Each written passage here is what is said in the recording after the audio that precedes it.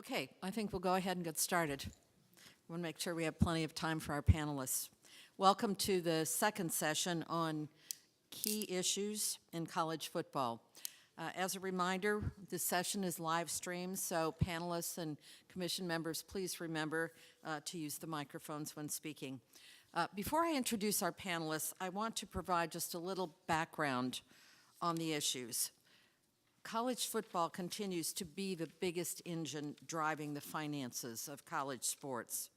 Growing health and safety concerns have spurred the recent adoption of practice guidelines, concussion protocols, and changes to competition rules, all aimed at increasing the protections for college football athletes. Debates and lawsuits about the current structure of player benefits persist, while spending continues to escalate in facility enhancements and coaching and administrative support staffs. At our May meeting, the Knight Commission urged the college football playoff to invest some of its revenue for the first time in national initiatives supporting the health and safety of football players and in programs to increase diversity among football coaches. Also, in past reports, the Knight Commission has recommended reining in escalating expenses like those dedicated to the growing number of non-coaching personnel. Today, we're going to hear from experts about these football-related issues. The extensive bios and accomplishments for the panelists are provided in our meeting materials. I'll now introduce them in the order they will provide their opening remarks. Ray Anderson, Vice President for University Athletics and Athletics Director, Arizona State University. Steve Broglio, Director, Neurotrauma Research Laboratory and Associate Professor of Kinesiology, University of Michigan, and the CARE Consortium Co-Principal Investigator. Ed Cunningham, film and TV producer, former football analyst for ABC and ESPN, and former NFL and college football player. Bob Gardner, Executive Director, National Federation of State High School Associations, and Nancy Armour, sports columnist, USA Today. Thank you all for being with us. After Nancy, who will be the final panelist to give remarks, completes her statements, we'll open the floor for questions from the commissioners. Ray Anderson, please begin. Good morning, everyone, and I am delighted for the opportunity to join you and participate in the discussion. I come to you as a fairly new athletic director. I was in the professional ranks for a number of years. I'm in my fourth season, and I call it season because we start with football. That's why we're here. As the athletic director at Arizona State, prior to that, I had 8 years in the league office as the executive vice president of football operations, originally hired to that position by Commissioner Tagliabue, and I thank him for that. And prior to that, I worked for the Atlanta Falcons in administration. Prior to that, I was an agent for professional athletes and coaches for a number of years. And so I also sit here as a member of the NCAA Football Oversight Committee. And recently we formed an NCAA football competition committee at the behest of Commissioner Emmert, and I am the chair of that committee. So I come to you 4 years at the collegiate level. Prior to that, I was in a private entity, i.e. the NFL primarily, and before that, I was an agent for players and coaches, so I've been around football in particular for a while. I've been tasked with talking about some of the pressing issues in college football. And certainly one of the most pressing is the erosion of participation in the sport at the youth and high school level, primarily driven by the concussion problem, the fact that the primary influencers of whether youth folks will participate in tackle football are the mothers. And I think the numbers at all levels indicate a troubling trend downward. And therefore, we are tasked with the formidable problem of how do you, in fact, make the game safer. And it's not just concussions, but other health and safety concerns. And so it's really incumbent on the NCAA, on the NFL, on the National Football Foundation to, in fact, engage in advanced research and development that will convince influencers that the game of tackle football is something that they should allow their sons to do.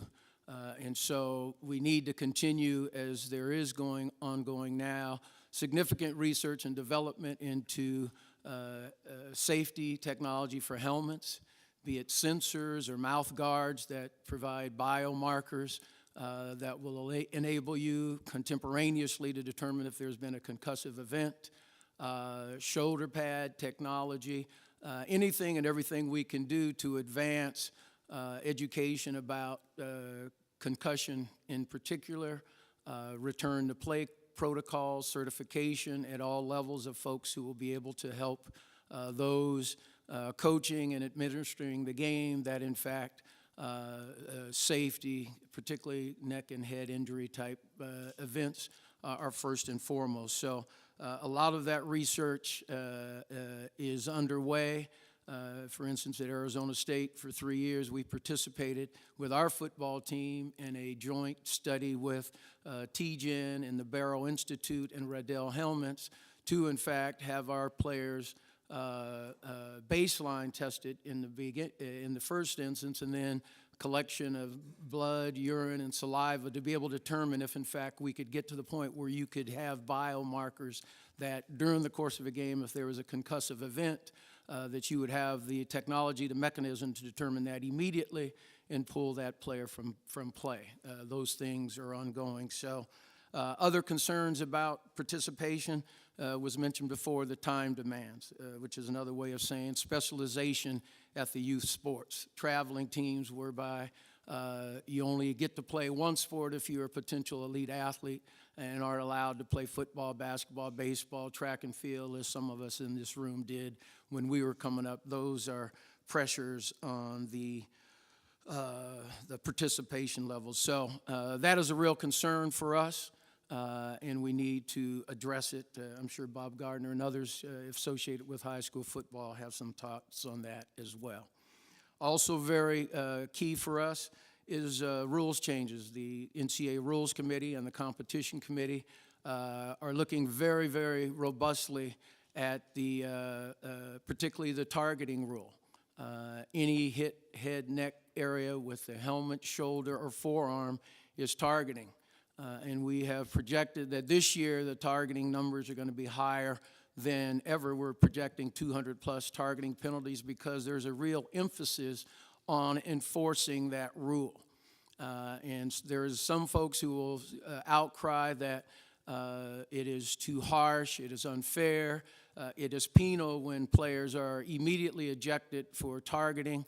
And what we have to explain is the philosophy used to be we're going to err on the side of player safety.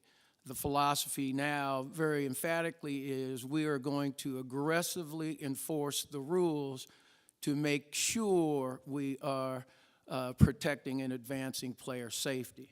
So if the unintended consequences of that are that a player gets ejected or there's a harsh outcome because one of your best players has been taken off the field, that is not going to change the determination that we have to aggressively protect and therefore hopefully produce an environment where the culture, the coaches and the players just are going to stay away from that play because the consequences immediately for ejection in a college football game are real.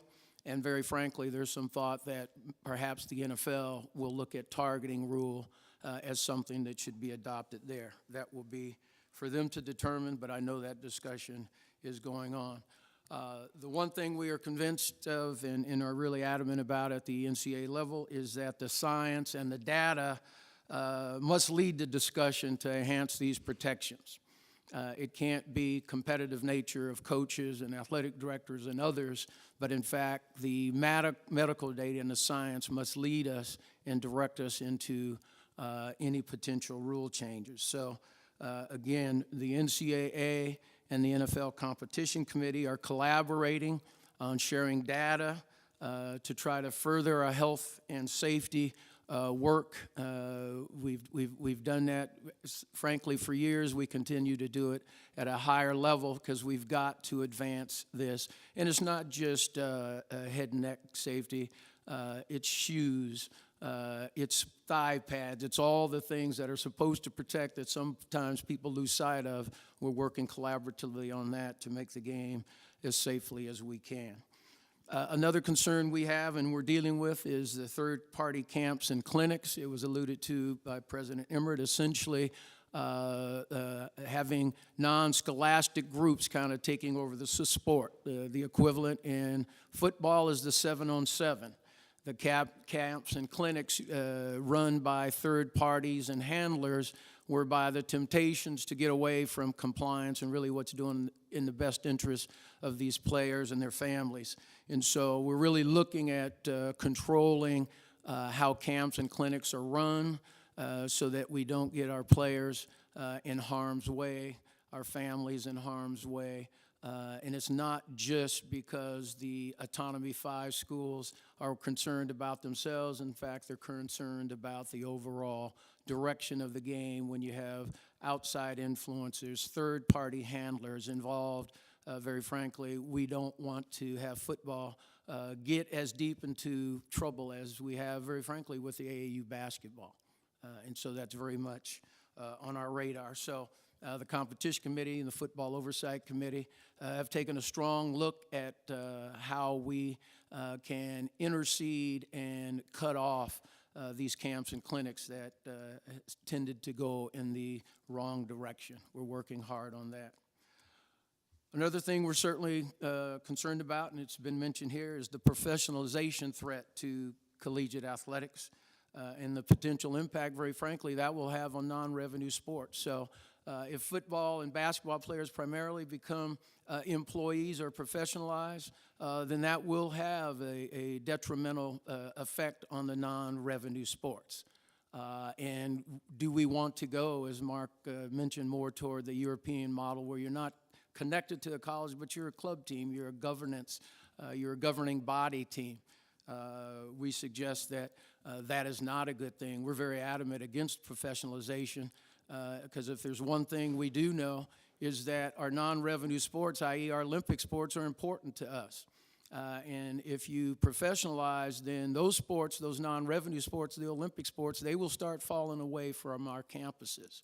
And what effect does that have on our ability to field really competitive Olympic teams in the other sports?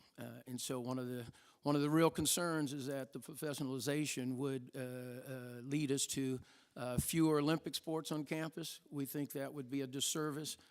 We prefer not to have that model, and so we're very cautious about anything that would lead us to professionalizing collegiate athletics. We don't believe they're employees.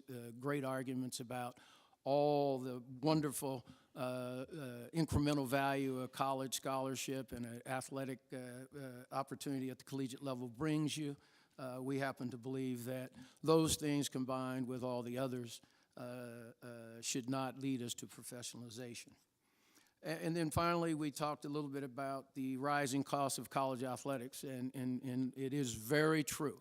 The facilities, the coaching salaries, the coaching sizes, the consultant, Mrs. Cartwright, that we talk about, that there's some schools that have more consultants than they do students, I think. And it's very concerning because of those costs. And there's an arms race in a lot of the Autonomy 5 institutions.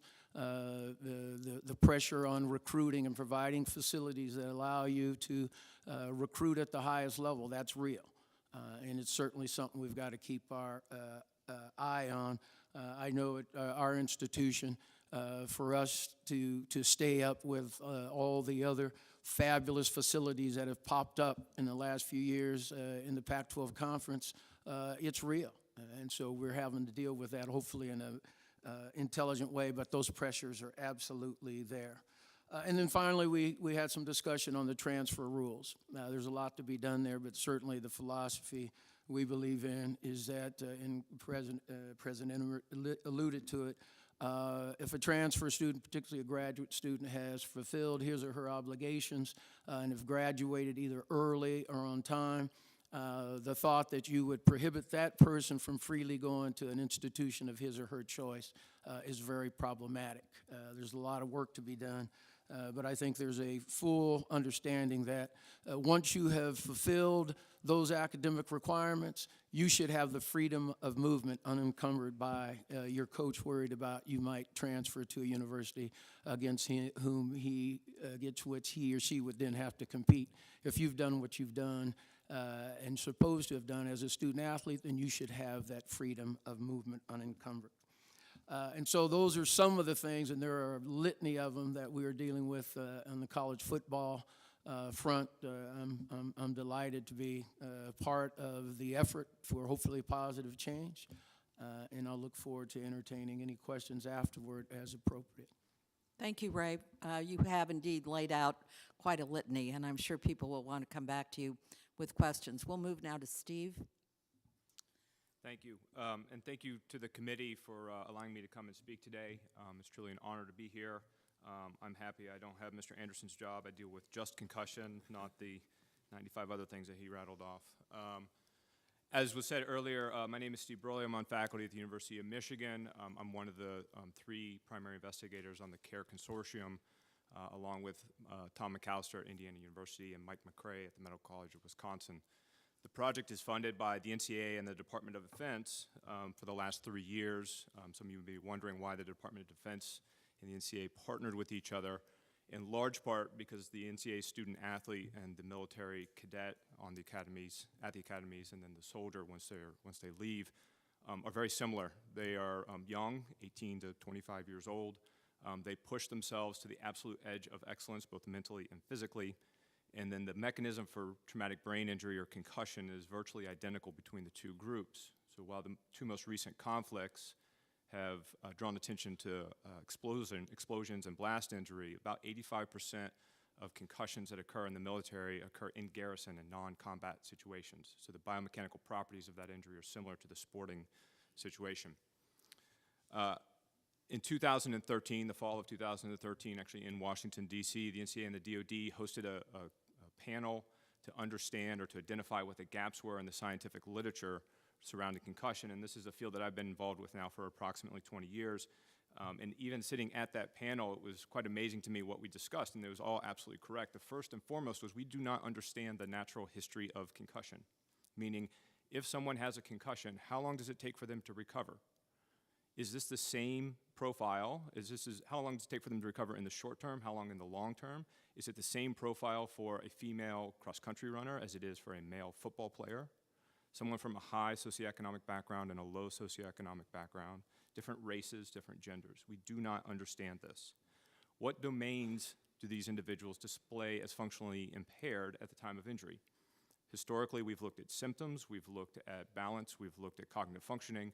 There's new emerging evidence to suggest that eye function, verbal processing, all those may also play a role in this, and we don't have a full grasp of it. Are all sport-related concussions the same? I understand that we are here to talk about football. This is not a football-only problem. This is not a male-only problem. This is males and females. This is all sports. Football, which gets the most attention because it is the biggest and the baddest and it has the highest participation rate, actually has the 4th highest concussion rate of NCAA sports.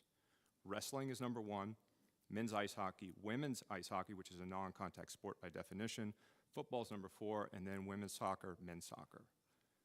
We need to talk about more than just football. This is not just a football problem.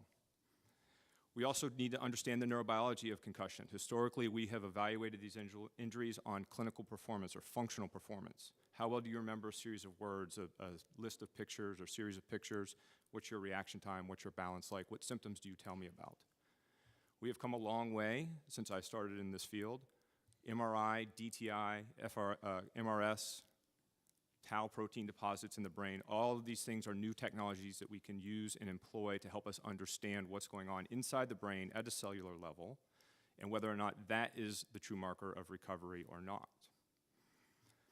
So with that, the NCAA and the DoD, they launched the Grand Alliance, they joined in a Grand Alliance. They launched or funded the Concussion Assessment Research and Education Consortium. This is the project I'm helping to lead. The project involves 3 cores, if you will. One being the administration core, which is run by Tom McAllister out of Indiana University. Tom and his group, they handled the budgets, they handled the human subjects regulations, which we have 30 sites across the country, and the military is involved, so you can imagine the military likes their paperwork, and Tom handles that for us, him and his team. They handle all of the data management, the biostatistics, and then as we collect blood samples and saliva samples from individuals, they store and process those as well. I run the clinical study core out of the University of Michigan. Our job is to understand the clinical performance that people display post-injury with up to 6 months post-injury. And then Mike McRae runs the advanced research core at the Medical College of Wisconsin. He gets all the fun gizmos and gadgets. He gets helmet sensors. In the football athletes, we tried desperately to find additional sensors for lacrosse and wrestling and soccer and ice hockey, but there is no good sensor available for those sports. It's only in football at this time. He gets the fun imaging tools, he gets the MRIs, he gets the DTIs, he gets the MRSs. And then he also does the blood biomarkers. Ray and his team at Arizona are doing, sounds like they're doing similar work where we are doing blood draws in a subset of our population, our participants, immediately post-injury, and then moving out at 5 different time points to understand what blood markers, what the profile of these blood markers are post-injury, and can we use that as a diagnostic and a return to play tool. As I mentioned, the project's been going for a little over 3 years now. I'm happy to report that we have met or exceeded all of our targeted goals. We have enrolled 37,000 student athletes and Service Academy cadets to date, actually as of September. I would note that at the 4 service academies, it is not just the varsity level athlete on those campuses. We get every cadet on campus, or every cadet on campus is eligible to participate. Overwhelmingly, across all 30 of our sites, we have about a 90% participation rate in the study. The student athletes, the Service Academy cadets are begging to take part. They want to contribute to the science, they want to understand. We are not just a male study. We have 40% enrollment in our study from females. Our cadet population makes up about 40%, and then football is the single largest sport at about 14% participation. We have been fortunate or not, capture about 2,500 concussions in the 3-year period. This is approximately 100-fold what the average concussion study would do prior to this time point. Somewhere in the neighborhood of a good study would be 25, a great study would be 30, and we have 2,500 injuries that we can analyze.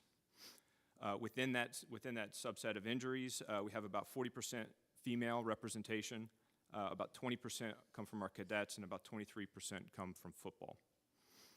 I just want to run through, there's a lot of data in here. We have like 65 million data points. I'm not going to run through all of them. It'd be pretty boring, I think. I do want to talk about just some of the quick highlights that we've been able to extract from the data set. You can imagine as well as the data rolls in, we try to clean it in real time and have it available for analysis.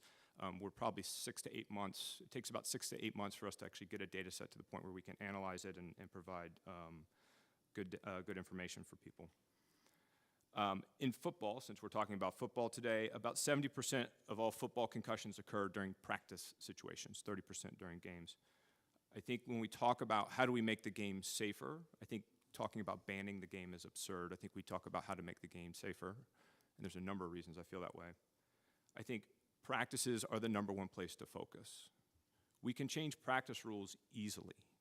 Changing game rules becomes much more complex. 50% of football practices, 50% of football practice concussions in football occur during the month of August. This is preseason. So half of your practice, about 35% of all concussions in football occur in the 3 to 4 week span in August. And I think this is largely the impetus for the change in the 2-a-day contact rules that were made this year.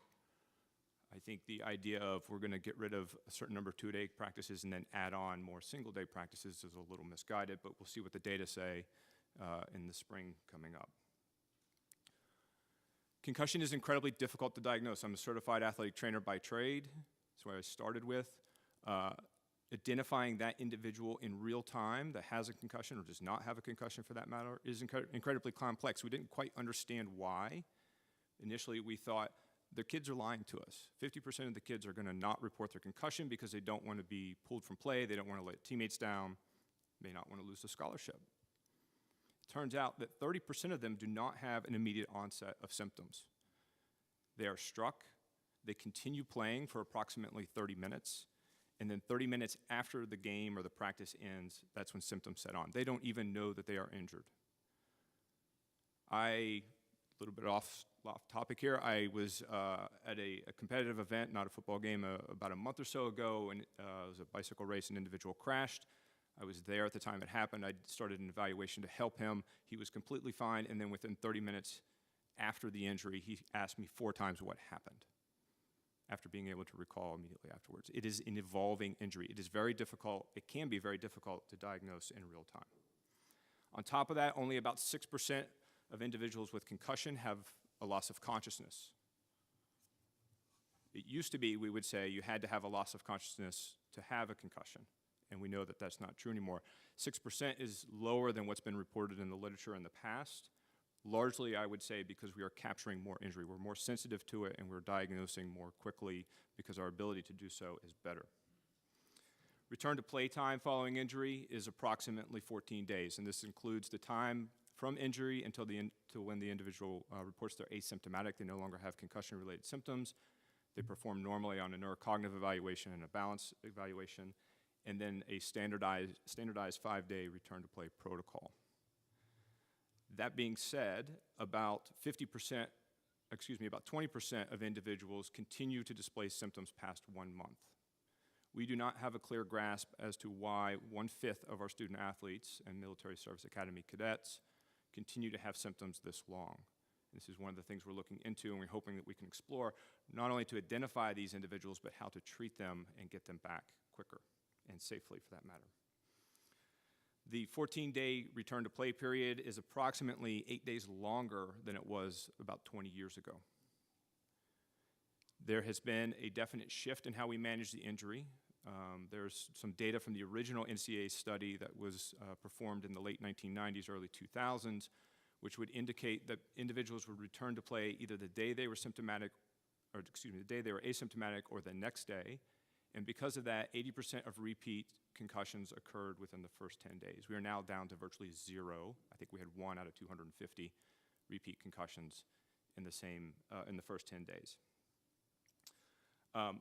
That's just some quick findings. I just want to let people know that all of the data we are collecting, we are uploading into an NIH and Department of Defense funded database. It's called FITBR, the Federal Interagency Traumatic Brain Injury Research System. All of these data will become publicly available. Everything is de-identified. We take out all the primary health information, so you can't identify athletes. We will do our best to analyze all of these data, but of course we know our team is not going to be able to do everything. We will open it up to everybody, to the public, to other researchers, so they can complete other analyses, and hopefully we will help resolve this issue or find treatments for this issue as quickly as possible. I've just been given the signal I'm out of time, so thank you very much. Thank you, Steve. Ed, we're ready to move to you. Thank you. Thanks. My name's Ed Cunningham. Until recently, I was a college football commentator for ABC and ESPN for the better part of 20 years. Before that, I played in the NFL for 5 years, and I played in college at the University of Washington. Thank you, Mr. Emmert. We have 2 Huskies in the house. And I played at a place where we did blend academics and athletics. And so my entire career as a football player, I was challenged to do things off the field. I began producing. I produced my first short film right after college before I was actually drafted in the NFL. I used my NFL as leverage to get a job as a broadcaster and as a little capital to get started as an independent producer. I've been around the game of football. This is my first fall. I resigned from ESPN in May. This is my first fall without competitive football in my life since 1982. So when I go back that far and I look at the changes that have been made, I want to say thanks, first of all, to the Knight Commission, which has been around since I played in college, and also the NCAA and its member institutions. There have been major improvements for student athletes. There have been we had kids who couldn't go home during the holidays because they came from poor homes and their scholarship didn't give them enough money to buy a $150 ticket home to Texas. These were heartbreaking times when these kids couldn't work. We couldn't work during the season. So we'd go home for 2 months, and you had to train. You couldn't really get a job, and these kids from these poor families would come back to campus, our buddies, and they couldn't do anything. They couldn't get a pizza. They couldn't buy a new sweater or get a new coat when it was raining in Seattle again. You know, so I thank you for those. I will say to Ray, the NCAA's targeting rule is far superior than the NFL. The NFL is draconian in how they govern this. It is something I studied ad nauseum at ESPN. I trained as an official. I went to learn how they looked at the replays. The college rule is common sense. It has changed behavior. It has changed coaching. And a big improvement is it's changed tackling. Tackling, for the most part, is now head behind or rugby-style tackling. It's almost hard to believe as we sit here. Tackling used to be taught like this. Put your head in front of the running back. Now, some of those guys are as big as David Robinson. I'm not kidding. Some running backs are 260 pounds, and you're telling a kid he's got to put his head in front. And now we've gone to where a lot of schools are teaching head behind. It's more of a rugby tackle. Coaches are talking about less shoulder injuries. A bit of a slower athlete now can make a tackle because you're supposed to be a half a step behind. So now they can play the smart kid who's half a step slow. So we've seen these great strides in the game. But I think for me, this game that I've been around my entire life, I've documented it a million times. I've told a million stories. I've watched it. I've coached it. And it goes to the question Mr. Emmert asked, what are we in the business of? And this sport has people the size of David, the size of me, the size of Len, running into each other at full speed. Steve just told us we have the same concussion issues as the military. That's not by accident. We're doing the same things as the military, right? It's hand-to-hand combat. My fingers don't close because they got ripped apart when I was battling against 350-pound men in the NFL. This is very real stuff. These are kids. And as I sat in my perch at ESPN and you know, you're in that booth and it's a little, you know, you guys sit up there, it's a little like, oh, that's, you know, sort of down there. That's those kids. Go down on that field. Go down on a practice and watch these 320-pound full-grown men beat each other up every day. This is not about concussions. This is just about full body breakdown. And what I think there's two major issues for college sports. And Mark, I want to thank you. Those were some of the most direct, honest comments I've ever heard from anybody this highly associated with college sports. We are at a crossroads. There is absolutely no doubt about it. And the question that you asked that I heard during your speech is, are we okay being a professional sports group? Not our athletes professionals, because I do think there's a way to keep the amateurism around. But it goes to your question, Sarah. There was a headline that asked if Nick Saban's $11 million salary was too low in the USA Today. I printed it out. I put it on my desk. $11 million for a guy to coach football. My college coach used to say football is a game invented by phys ed majors for phys ed majors. He sort of made fun of it. The guy's making $11 million a year, and we're asking, is that too low? What is our value? What are we valuing? Because my question becomes, if they're there just to get a skill and just to prove their value, that's negative competition. That's competition to prove your value. I think as colleges and I think as people of higher thinking or higher learning, let's focus on positive competition, the competition that brings the best out of ourselves. That's what I got in college. That's where I felt, that's why I was impassioned and ready to come and speak at this. I got the whole thing out of college, man. I'm not giving any of it back. And I played for a coach who didn't physically abuse us, didn't emotionally abuse us, required us to expand our horizons. We met with business leaders. We were totally pushed to take advantage of our position in that society, and some of that's just gone. It's just gone. I mean, we have baseball teams that are out of school in early May playing until almost the 4th of July.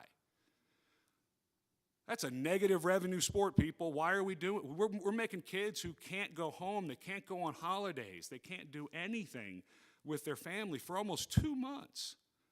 Where are we? Well, here's the two issues that I think Mr. Emmett was right. Collectively, it needs to be solved, or the courts are going to solve it for you.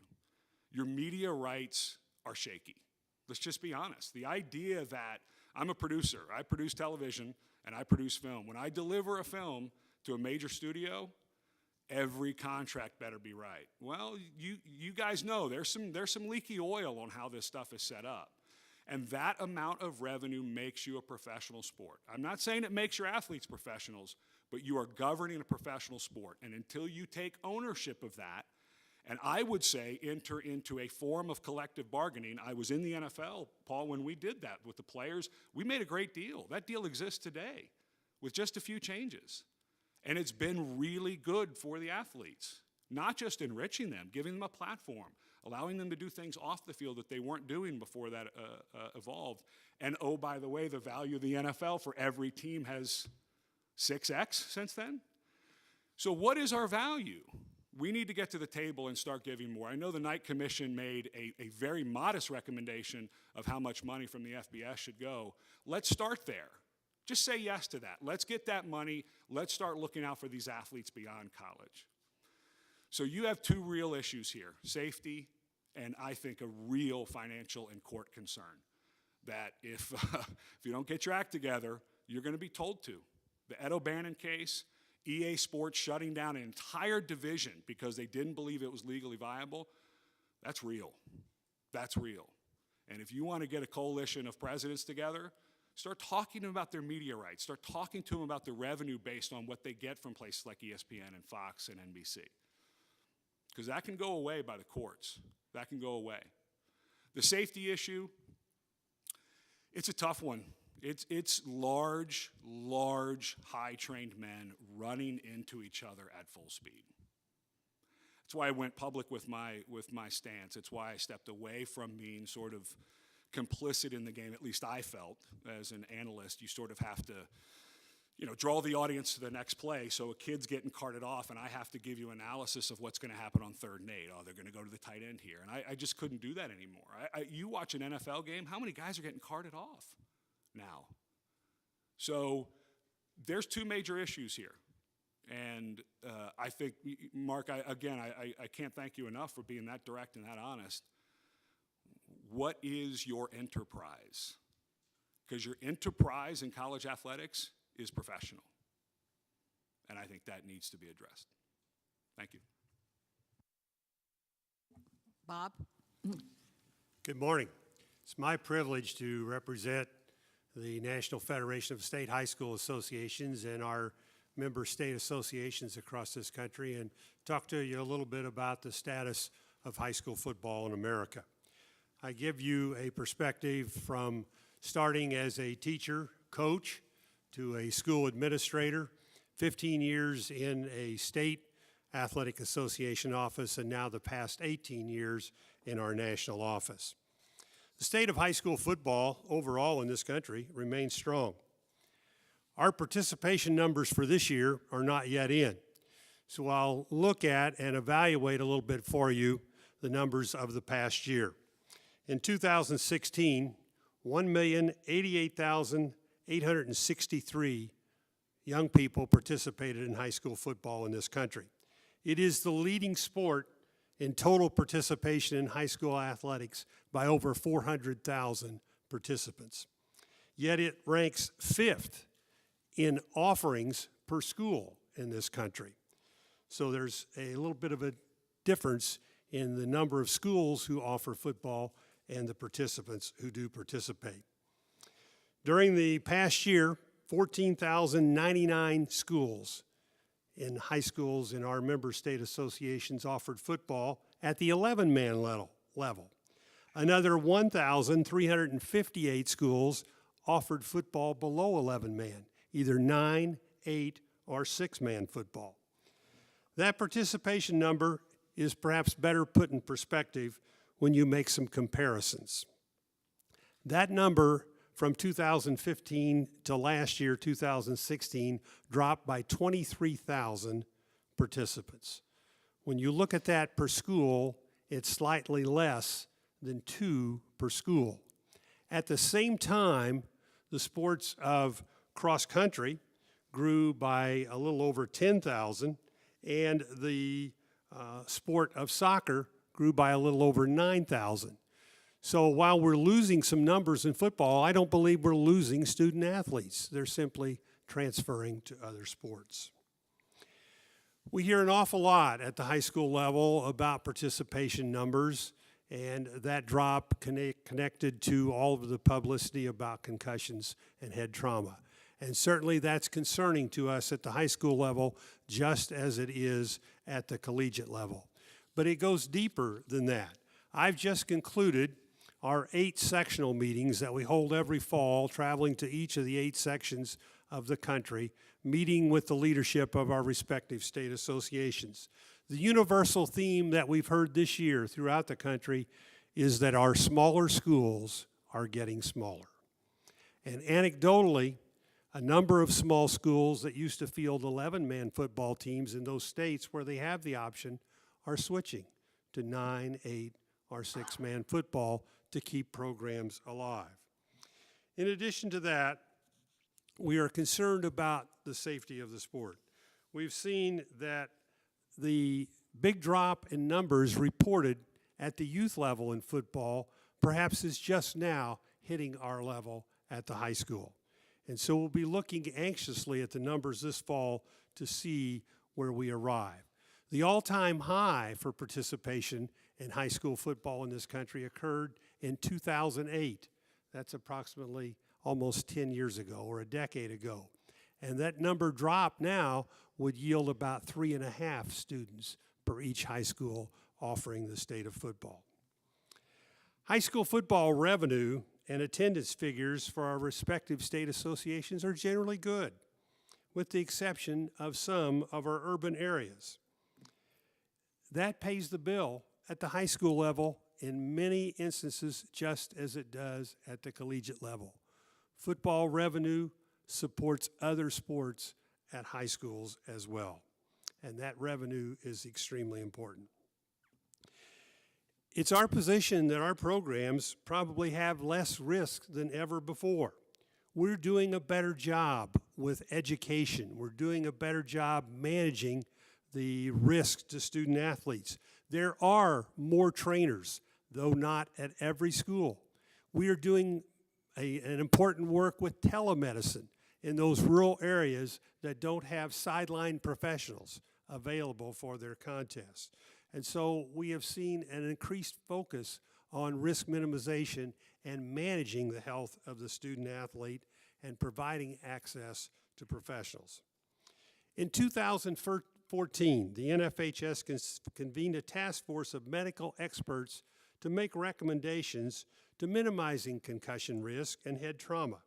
State associations across this country have implemented those recommendations with good results. We are now in our 13th year of collecting data on injuries through an online reporting system done by certified athletic trainers managed through the University of Colorado School of Public Health. They are the data collectors. Concussion rates in high school football rose every year from 2005 to 2014. Now, those concussion rates at practices are beginning to drop. They dropped last year as new practice protocols appear to be producing the desired results. The national study was also supported by state studies in the states of Wisconsin and Michigan, showing positive results following the changes to practice guidelines. These new protocols have limited contact to no more than 30 minutes in a practice per day, participating in only one contact practice per day, no back-to-back two-a-day practices at high school level, with an additional particular emphasis focused on having and using emergency action plans. Education remains at the core of the NFHS efforts to reduce risk. We have provided a free online course on concussions that to date over 3,400,000 people, coaches, parents, student athletes have completed. In addition, we introduced this year a concussion course for student athletes that to date over 150,000 students have taken. We are also adding a course on concussions in Spanish. Those are all positive things, but let me now focus a little bit of my allotted time on some of the concerns from the high school community as we work with those students who will play football at the collegiate level.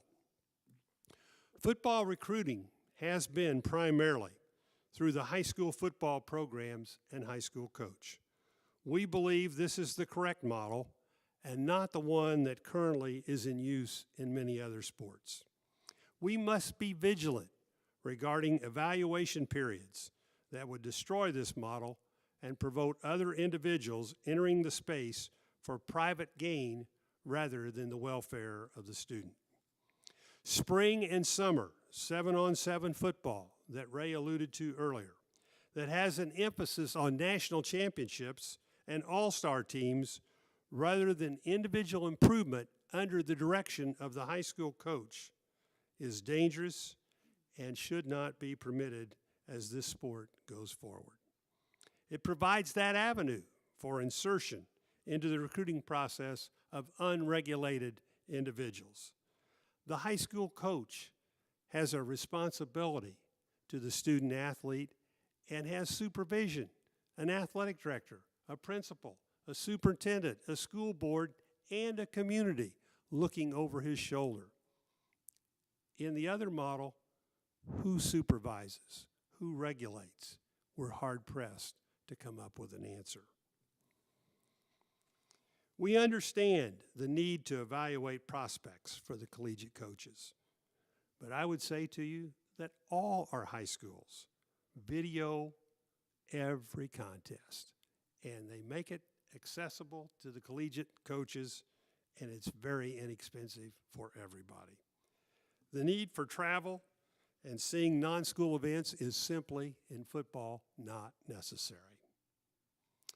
In a time when both the high schools and colleges provide mandatory acclimatization periods, what are we doing in summer and spring with contact camps and all-star contests who often do not follow the collegiate acclimatization rules and certainly not the high school acclimatization rules?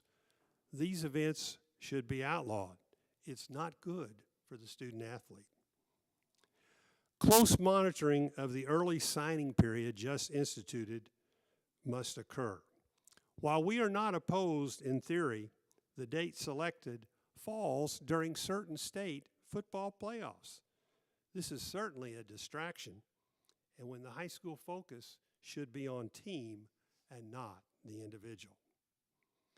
We are also concerned with the intrusion of football into Friday nights, a night that is traditionally in this country reserved for high school football in much of the nation.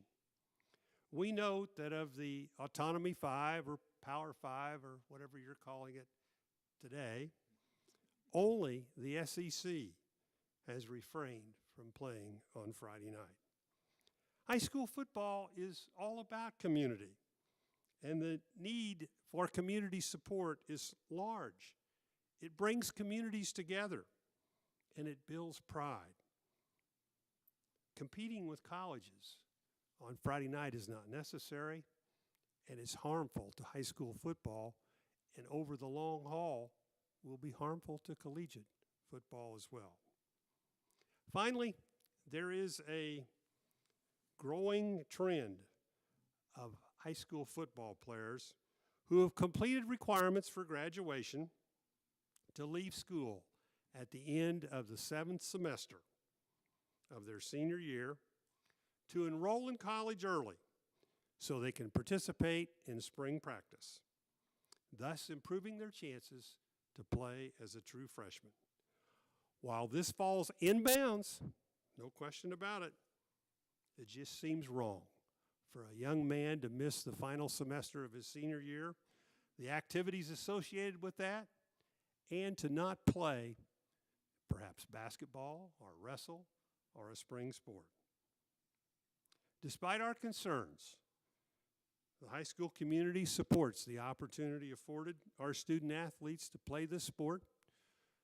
We'll make every attempt to manage risk and believe that young people who play football at every level learn life lessons that make them a better person.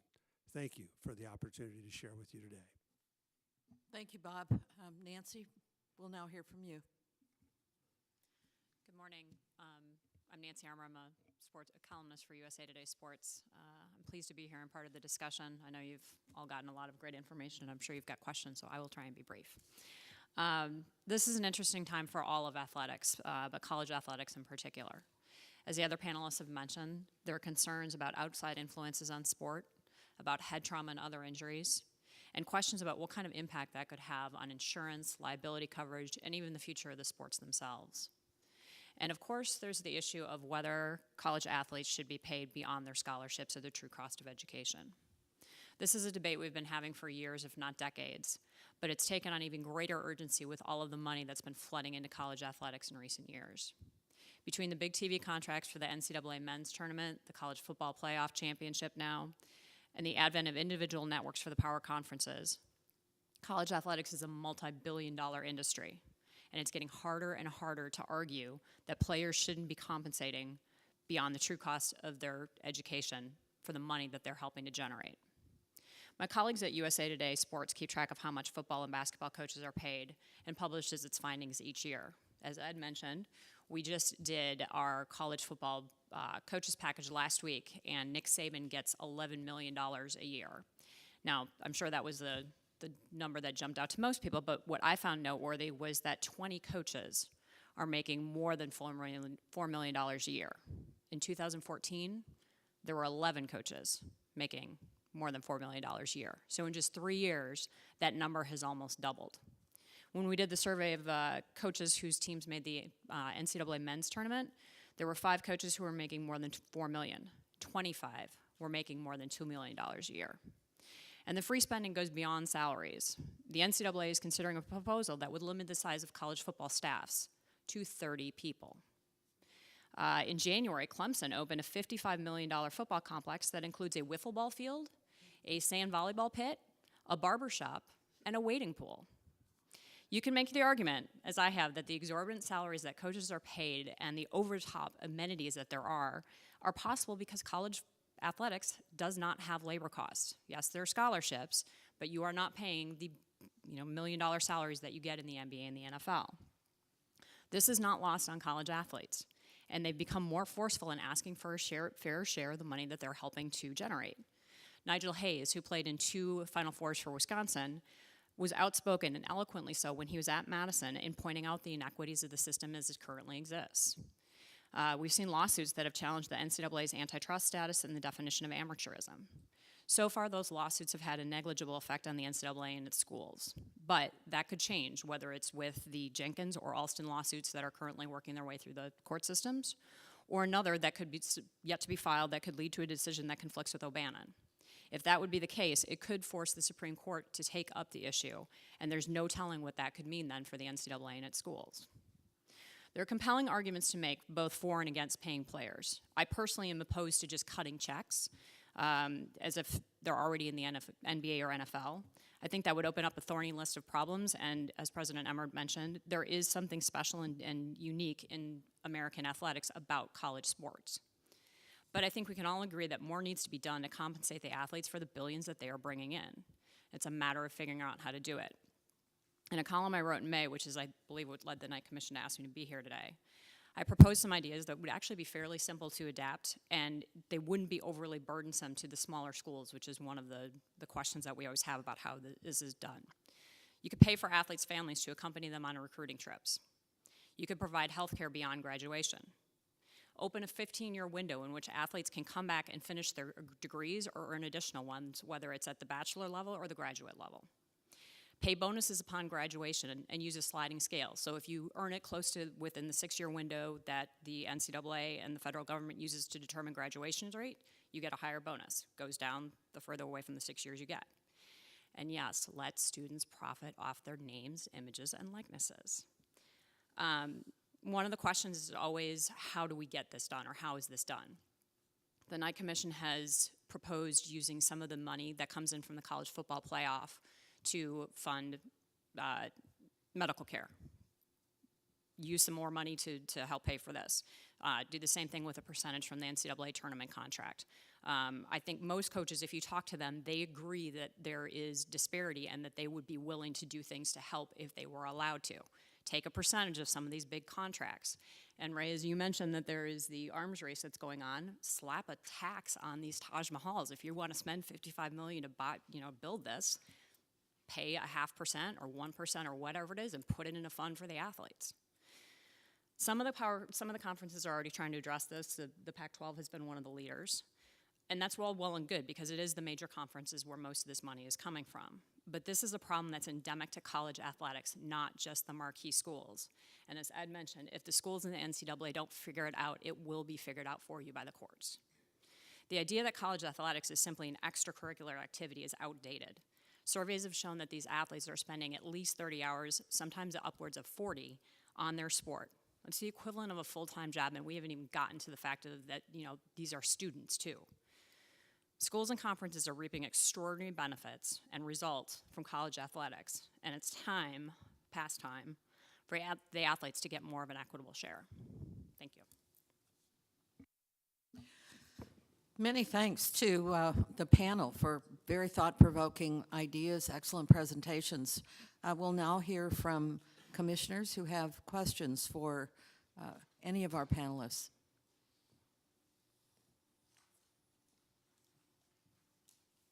Len, I see you with a look on your face that you want to begin. I was just trying to get my notes together, particularly after Nancy's presentation. I would agree that, there are some areas where reform could certainly inure to the benefit of student athletes with regard to commercialism, and it should. But my first question is, and I've got a couple, who mandates the reform? I mean, when you talk about the courts, right now, these lawsuits are seeking to dilute central authority to make change as opposed to consolidate it. The second thing, when you take a look at these lawsuits, one of the basic things that has kept courts from saying that the NCAA in total at their system, or when I say NCAA, I'm just talking about the membership institutions, not the body itself. But the thing that keeps them alive, if you will, is the recognition of the education mission. Even when Judge Wilkin ordered $5,000 a month, $5,000 a year maximum in trust for the name, image, and likeness, the Ninth Circuit struck it down because it's not related to the education mission. So my point is, I think everybody would agree that reforms can be better. And I think everybody would agree that you shouldn't, well, a lot of people would agree that stroking just a check would, again, obliterate the difference between pro sports and college sports and change that uniqueness of the game. But when we talk about the idea of compensating the athletes, the general public thinks that it's all about giving the check. I mean, I understand that. I mean, last week I was in a couple of debates on that very issue, and we're up against it because the optics are such that everybody looks at the big bad NCAA, which seems to represent all of commercialism in college sports, and then they're exploiting, because of the money that's made, they're exploiting the poor student athlete without recognizing the nuance, where the rights to media rights and television and tickets for all the tournaments, supposedly 96% of that goes back to programs that do exactly what people are asking, paying for parents and families to come to the tournaments, the hardship opportunities that are alleviated by some of the programs that they have, going to academic support, going to a lot of things. Nobody talks about that. When we talk about compensating, nobody says a word about what they've already gotten. And I'm not saying they shouldn't get more. But in the end, my belief is, You want to change the salaries and the benefits. If you go and try to do it on an independent basis, if you're the NCAA, you can't do it because you're going to get sued, antitrust. The bottom line is, give us, this is the Wild West, give a marshal the authority to clean it up on the condition that they do clean it up. In fact, you make a list of all the things that should inure to the benefit of student athletes and say if you don't utilize this exemption to that end, then you lose it. Then you can die a death by litigation, 1,000 litigation cuts. But again, when we make this argument, I think it's unfair when we don't talk about the absolute benefits that they get. We're feeding into that bigger narrative of Goliath versus David, when in effect there's a lot of complexities in between. So, I mean, it's more of a comment than a question. I actually think you did have a very interesting point there at the end. What authority? And you mentioned, you know, let's come up with a list. In courts, if you're being sued and you show that you've negotiated with the other side and the court says, yeah, you know what, we think that's fair, you can move past that lawsuit. You can move to a place where you have harmony in the marketplace. There is disharmony in this marketplace. It is not a harmonious marketplace. It's why you have the inefficiencies that showed up through Adidas and these $10,000 payoffs to ruin a kid. And I mentioned collective bargaining, the student athlete is not represented, period. I don't know The about Knight that, Commission, the Knight Commission does a good job, but there is no union, there is no unifying voice to negotiate what their rights are. But let me ask you a question. Aren't there options? In other words, you want to become a pro basketball player, you can become a pro basketball player coming out of high school. You don't have to go to college if that's what this is about. Once you get in, to me, it's not an employee-employer relationship. It's a beneficiary-benefactor relationship. No, I'm not, the employee-employer thing is such a thorny. I'm more speaking from, I believe there's room at the table to sit around and start to say, all right, what do we need? How does this wealth need to be redistributed to be a little more fair towards the student athlete? I always, I think what the commission is saying and what Nancy said is, make it about long-term care. Make it about things they can have after college to help them get other jobs. The NFLPA the Players Association has done a good job with this thing called the trust. Whereas an ex-player, I can go get education, I can go get health services. These are things that cost a lot of money, and the NFLPA has a lot of money to do that, and so do the schools. So who's the authority? I think it goes back to self-governance. Get everyone in a room, and I know you do it all the time, but say, look, the courts are going to burn it down. I agree with Nancy. I don't think the courts are going to agree with us, Len, that the National Labor Relations Board has already ruled in the Chicago district. Local. I understand it's local, Okay. but it's a valid opinion, And right? It's a valid opinion. But it's not a controlling opinion. Well, Point being is that, again, we keep saying that, but how many instances of lawsuits has the court had the opportunity to overturn, and they haven't because they use that one hook, education mission. Now, when you talk about participation, I don't think that's going to continue in the courts, Len. I think when you sit down and you show the numbers, I don't think the courts are going to continue to give that. I think the courts have seen it. Even the Ninth Circuit has seen the numbers. I mean, that's what they did in O'Bannon. And they still carved out the education mission. But, I mean, my point is, how many panels, how many committees do student athletes sit on, and are their voices valid, or do they have any power in saying that? And I'm not saying it can't be better, but it exists. And the other thing is, real quick time out though, Len. Here's a big difference. They're not represented by a litigator. They're not represented by someone who understands media rights. They're not represented by someone who understands their name and likeness rights. Those I would agree with. Those are really complex issues. Johnny Manziel was worth, $20-30 million. What was his left tackle worth? Well, that's my point. No, I understand, but I agree with that. But to have a discussion where we get to a middle ground where, maybe a player doesn't get more than another player, maybe it all goes into one pot, they all get the same.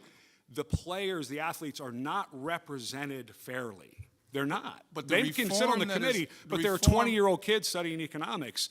They're not, people that we would negotiate against when we had to, when I have to negotiate a rights deal. But it's not really about negotiation. Once again, it is benefactor, beneficiary. You have this set of rules. Once you decide, You forego the option of not going to college. Once you decide to go to college, as a beneficiary, I'm going to accept these benefits. And the benefits have improved. No one can argue they haven't improved. I agree. And they probably should improve even quicker. Right now, we're looking at a battleship trying to turn, and we've got to pare that down to make it more of a destroyer. But the point is, the change has been here.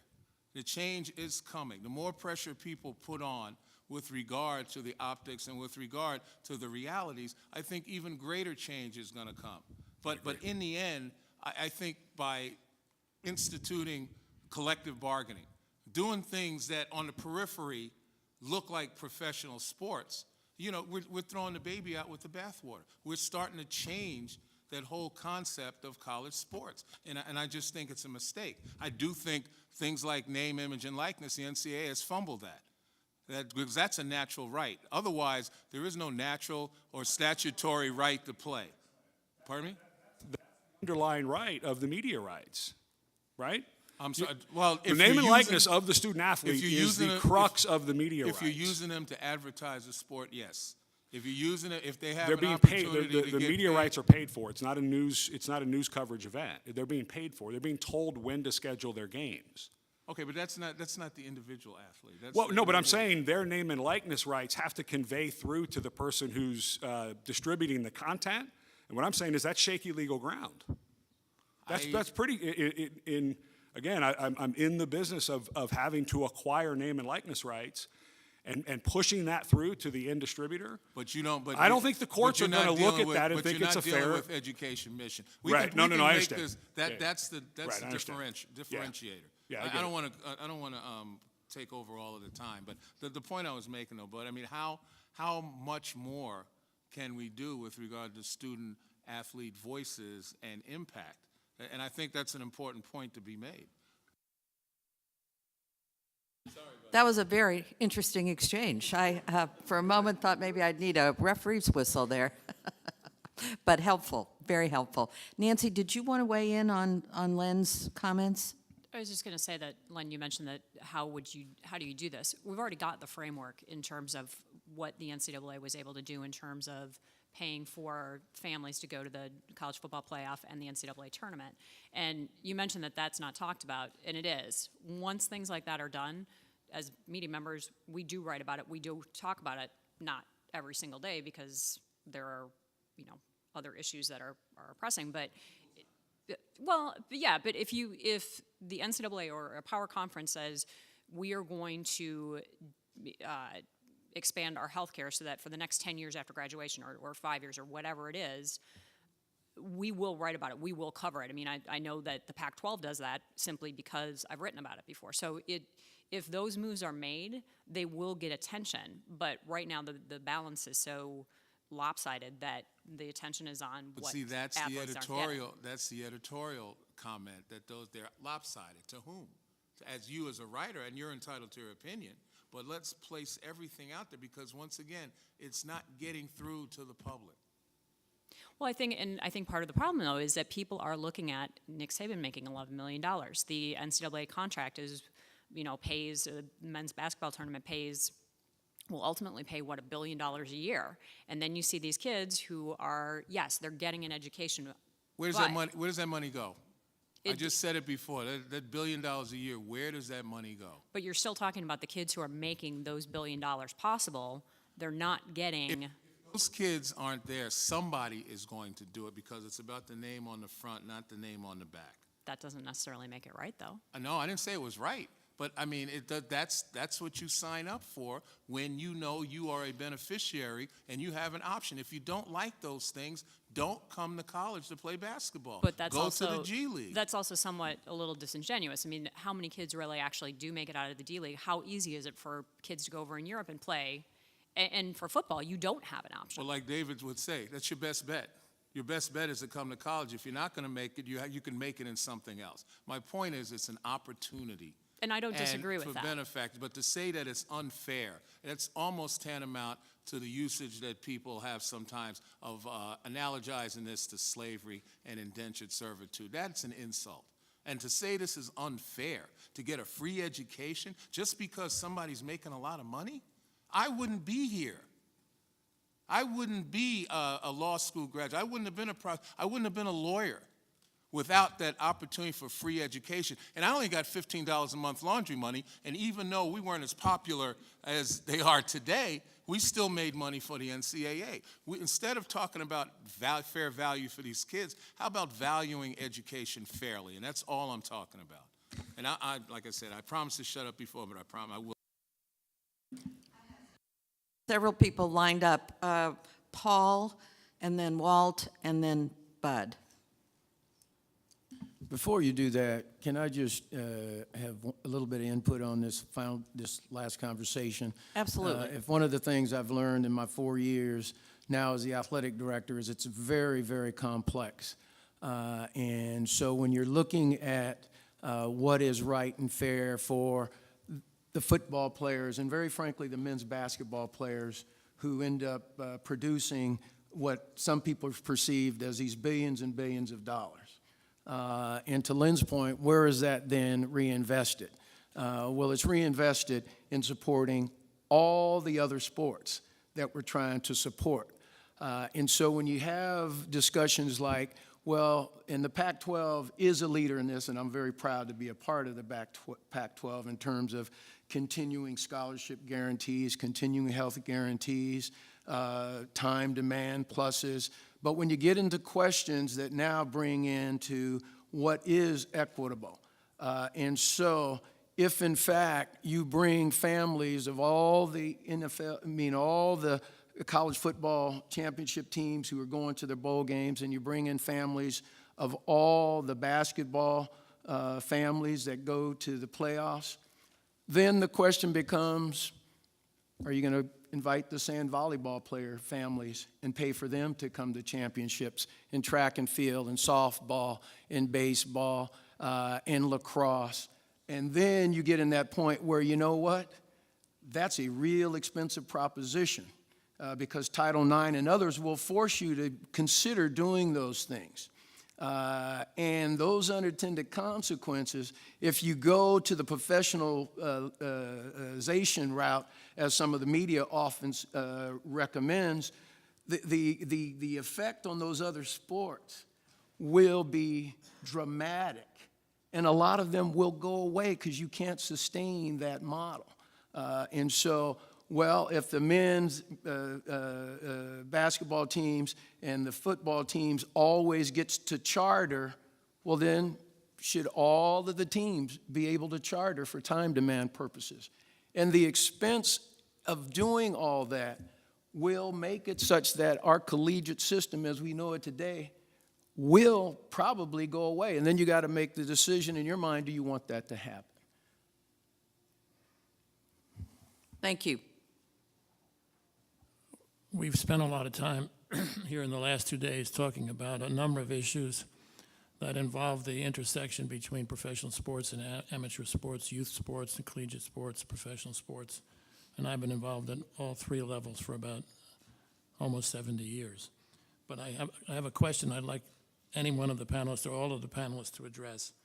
Should there be a greater level of dialogue and collaboration between the professional leagues and the governing bodies of collegiate and youth sports, perhaps starting with health and safety, and maybe if a dialogue and collaboration develops in that area, it might even extend to other areas such as facilities. And I'd be interested in different points of view because I don't know what the answer to that is myself. I'm schizophrenic.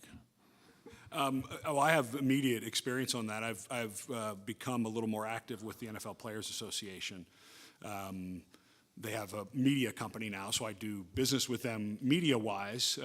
But I have, before I chose to share my story with the New York Times, I did a deep dive with the NFLPA on the science and what was happening in the NFL with safety, what was the real data.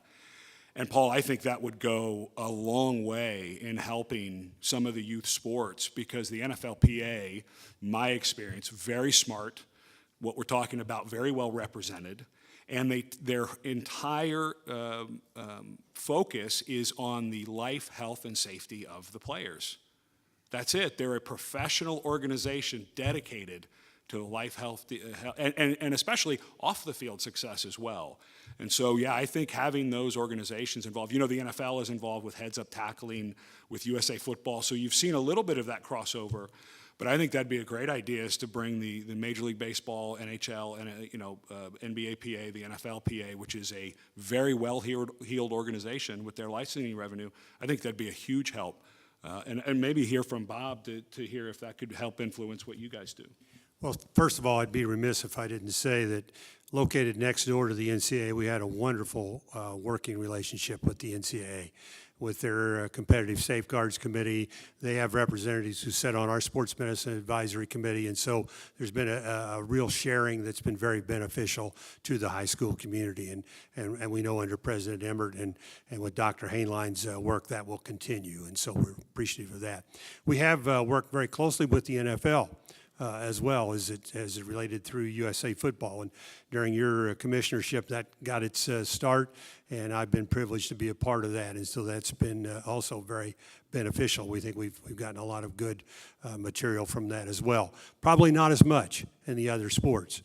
And so that would be something the high school community would look forward to. I was always reluctant to get too involved because I think the different interests and the different goals and purposes of the different levels of sport are rather dramatic. So I'm really interested in knowing how much further the envelope should be pushed in terms of the professional leagues or professional associations supporting youth sports, maybe in particular. Because I feel that youth sports are really threatened with funding challenges that are extraordinary because of anti-tax sentiment and lots of other developments in our society. I think there are two other things to consider too. You know, one of the things that we've noticed with all of the talk about the drop in football participation numbers is you see, and we see the same thing with baseball, it's a pipeline. If you don't have the kids playing at the youth level, if you don't have them playing at high school, they're not going to be playing in college. They're not going to be playing in the professional. So you do have to have a strong base at every single level. And, you know, if you're the NFL or the NBA, you can say, well, what do I care about an 8-year-old kid?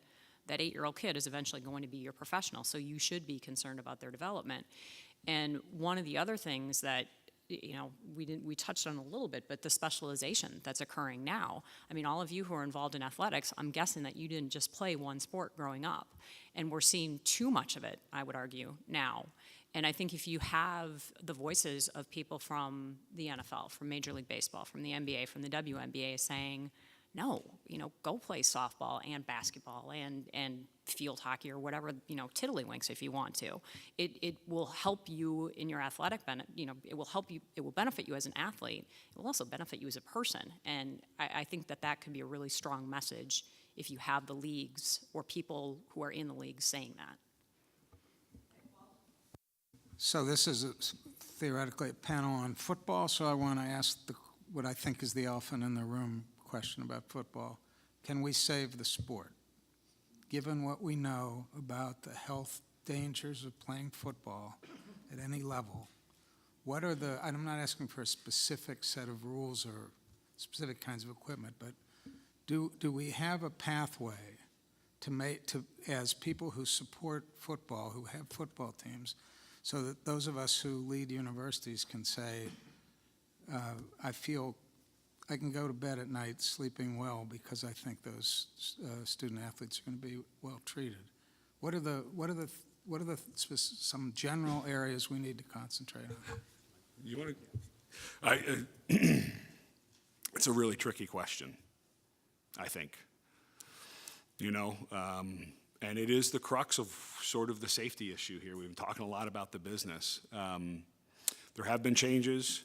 I think there still need to be changes, especially on, you know, we talk a lot about, and when you watch the game, you tend to focus just on the ball. So that's where you see these great impacts and everything. But away from the ball, if you've studied the game, there is a lot of contact going on away from the ball. And anytime I would take people who are around the game into the film room and show them on a board on a, you know, giant screen what was happening on the backside of a play while the receiver was running up that side, they're all just shocked. Like, wait a minute.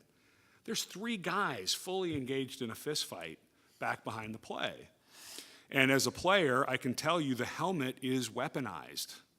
We talk a lot about technology in this game.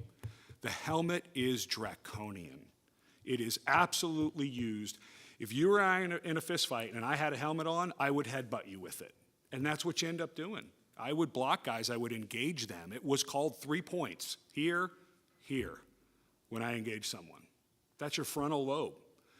And until we completely change techniques, and I give Pete Carroll of the Seahawks a lot of credit. He released a video on, I mentioned the rugby tackling earlier. That is a huge leap forward. And think about an old school coach releasing technique video. Just would never happen. And so there are people at the highest level, the NFL, that are asking to change it. I will say, Walt, I don't know. I mean, these guys are huge. If you're involved in college athletics and you have the ability to go down onto a practice field during a live contact practice, go do it. And don't talk on your phone, don't talk to your friend, don't talk to the SID who's in your hip pocket wanting to know something.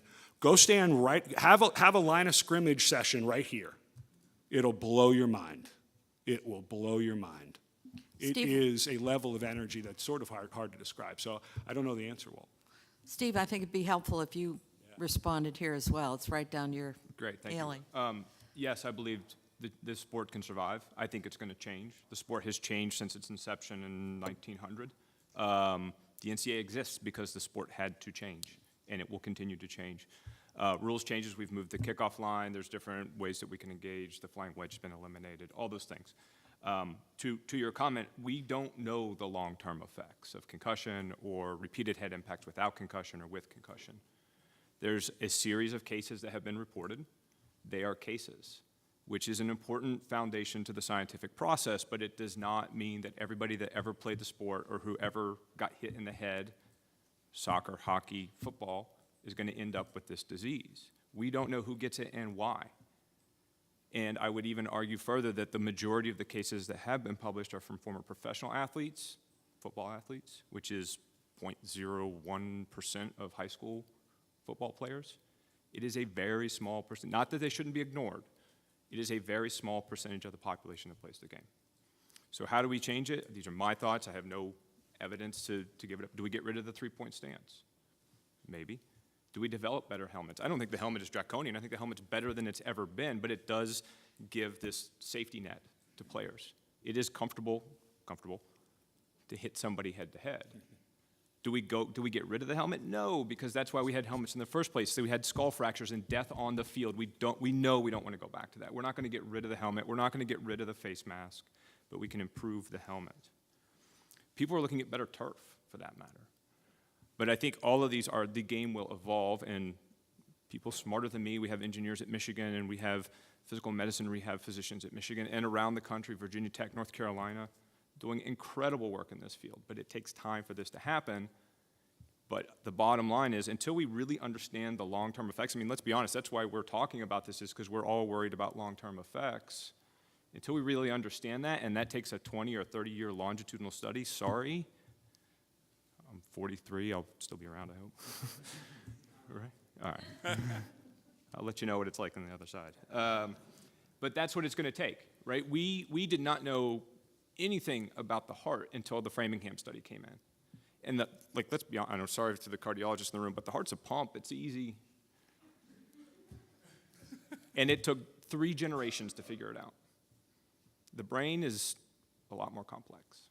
And we're just at the forefront. We have several people lined up, and we're bumping up against a time deadline. So I've got Bud and Scott and Val and Arnie.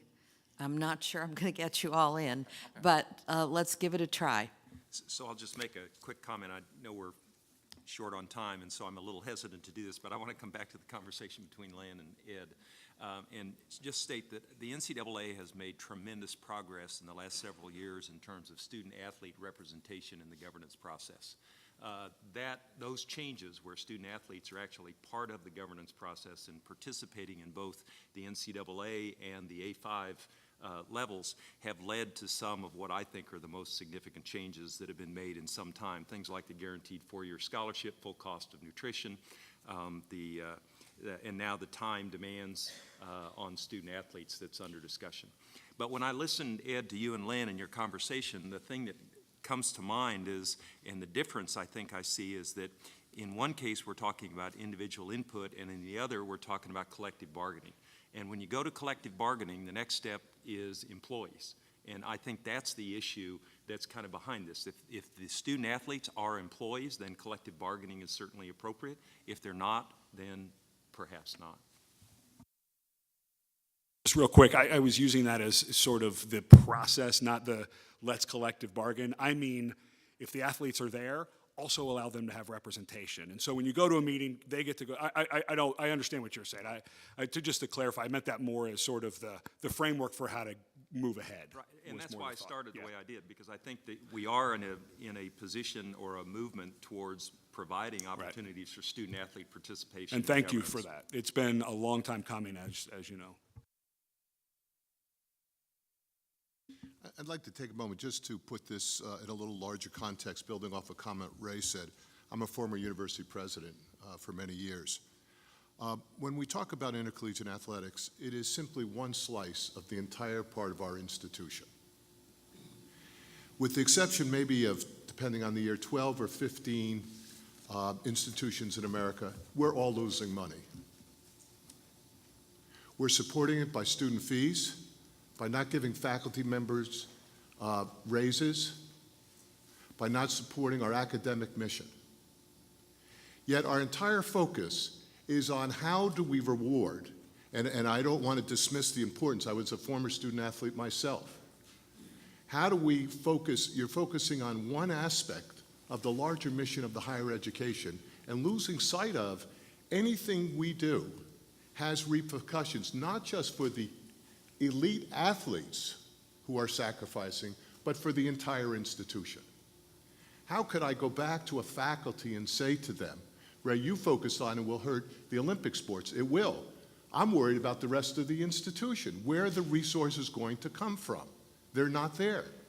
No one's making money off of athletics other than perhaps a few schools when it's fully costed. So when you talk about equity and fairness and supporting, if you will, diversity in our institutions, that money that you want to spend for a few could be used, quite honestly, for lots of other initiatives in our institutions that are far more important than athletics. How is it that you reconcile this in your minds when you talk about this subject? You could not talk about this absent the symptomatic or systemic impact it has on an entire institution. Where does that ever come into the dialogue? I'd like to know. I guess I'm a little confused because I don't think that the money should just go to benefit the athletes. I do think that the athletic department needs to be more integrated or more holistic, if you will, to the entire institution. My experience at the University of Washington was an A+. I got everything. I got a great education. I met great people that have become lifelong friends and part of my network business relationships. So I don't think that there is an or there. I think it can be an and. I really think it can be an and. My final kind of thought here is, this is a bubble. We're in a bubble. You know, it's amazing that you say 12 or 15 schools are making money and everybody else is losing. That's a financial bubble. That means that there's an inefficiency in the market. And maybe it's time for this to pull back a little bit. You know, NCAA football now, you have to play 15 games to win a national championship. 15 games to win a national championship. I had to play 12 back in the early 90s. So, you know, maybe there's some contraction that can happen where it gets back more to the general vision of the university. Because you know, honestly, it's like a boil. It's so freaking talked about and big, and that's what the focus becomes, you know? This contraction, we never talk about that. We play 12 games. Why do we have to play 12 games? Why can't we play 10 games? Would that not help the student athlete? And of course, we know why we play 12 games, because it's more money. So, you know, I think we get so singularly focused on this issue now about the athletes and paying them, and not that they're not deserving of many things, especially health and welfare. But boy, I'll tell you, I think there's larger things at stake than intercollegiate athletics when we have this conversation. It's our institutions. because you only have so many dollars, and how you allocate those dollars. And quite honestly, we're best serving all of our students, including our athletes, if we're investing in high-quality education first. That's how they're going to benefit from it. So somehow in this dialogue, I'd like to see more of that discussion. I'm going to let Bud have the last word. Actually, I'm going to have the last word after you, but Good. I didn't want the last word. I just want to clarify, Scott. You say that most of the programs are losing money. They are investing money, but we do not operate intercollegiate athletics at Georgia Tech on a profit. But we also provide an incredible opportunity for 385 scholarship student athletes to attend, and that's an investment that we're making in their future and opportunities for them. What about the other 15,000 students you have there and faculty there who may not be getting raises, or you can't do something academically because you're reallocating those assets to 365? You don't have, I know this is an endless argument. We'll talk at lunch. Actually, I got to catch your plane. so I know that there are a number of people who still have questions. It's been a very, very interesting panel. Thank you for your different perspectives, for your willingness to kind of get in and mix it up a little bit. Made it very, very interesting for all of us and gave us a lot to think about. So huge thank you to our 5 panelists.